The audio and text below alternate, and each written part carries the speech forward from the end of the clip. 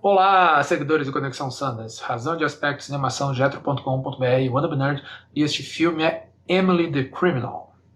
Emily the Criminal é estrelado pela Aubrey Plaza, que, como vários outros grandes atores, incluindo Chris Pratt, começou em Parks and Recreation, né? Começou a fazer sucesso em Parks and Recreation, que é a minha série tipo de pseudo-documentário favorita. Eu gosto mais do que The Office. E eu gosto mais de Parks and Recreation porque se passa, né, no serviço público, né? E eu, como servidor público de profissão, me identifico mais do que com The Office no setor privado. Mas fecha parênteses. Eu diria que Emily the Criminal é Breaking Bad baseado no crédito educativo. Eu disse, como assim, Maurício? Você tá louco? Não, eu não tô não. No filme, a Aubrey Plaza é a Emily, né? Ela é uma ex-universitária, né, que está com muita dificuldade na vida para se manter.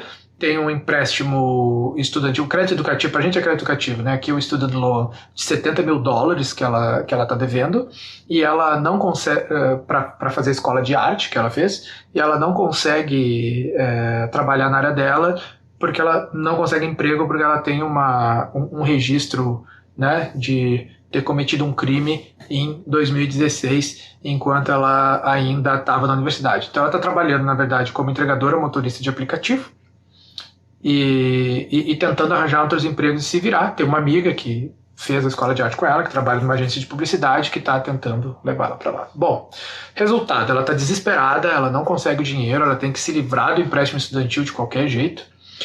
E um dos colegas dela de trabalho acaba indicando para fazer o trabalho de dummy shopper.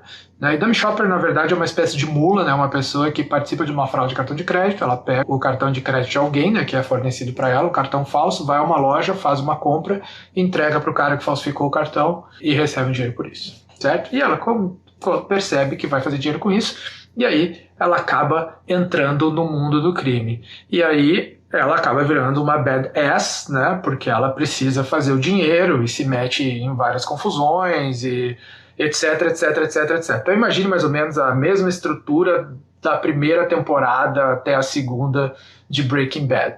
É isso, só que é uma personagem feminina, você substitui o problema do seguro de saúde para o problema do empréstimo estudantil aqui, que na verdade é um tema fortíssimo aqui de debate aqui nos Estados Unidos, né? Inclusive tema das eleições presidenciais, tema no Congresso, né?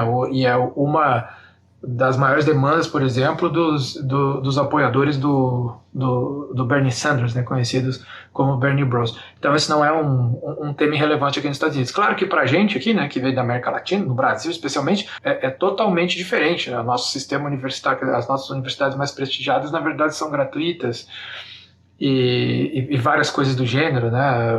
O crédito educativo já teve liberações de 90%, 95% mais de uma vez. E mesmo as faculdades privadas, mesmo na proporção da renda do país, no Brasil são mais baratas do que nos Estados Unidos. Então é uma coisa um pouco diferente, assim, né? Da mesma forma, quando a gente vê Breaking Bad, quer dizer, tá, ele precisa do dinheiro, mas assim, em vários países do mundo ele conseguiria se tratar, né, sem precisar começar a produzir heroína, né? Porque imagine se... Heroína não, metanfetamina. Imagine se todo mundo no Brasil que tivesse câncer fosse começar a produzir metanfetamina. A gente é o maior produtor de metanfetamina do mundo, né? Então as pessoas conseguem ter o mínimo acesso ao tratamento médico. Mas isso também é tema para outro vídeo. Bom, enfim, o filme então segue essa estrutura, né? Um pouco mais direta, que ela então começa a se envolver ela começa a fazer o trabalho de dummy shopper, aí ela começa a se envolver mais com isso, se mete em alguns problemas, ela decide fazer ela mesma e acaba surgindo ali um interesse romântico e as coisas vão escalando, até chegar no final, que eu não vou falar exatamente qual é. Mas que diria até que não é tão previsível quanto podia parecer. Foi um filme interessante, né? Nada assim espetacular, mas eu acho que a Aubrey Plaza tá bastante convincente no papel, né? E inclusive acho que o próprio contexto de com quem ela se meteu por fazer o trabalho de dummy shopper, né, sei lá, não serem traficantes de drogas ou coisa assim, dá uma dimensão mais realista pro tipo de violência e pro quão badass ela tem que se tornar para conseguir fazer o que ela quer fazer. Então, tudo ali funciona muito bem. Eu acho que é um filme que tem um apelo grande aqui para o público americano. Não sei se terá tanto para o público brasileiro. Mas ainda assim é uma boa diversão. Então, Emily the Criminal fica com 3,5 estrelas de 5.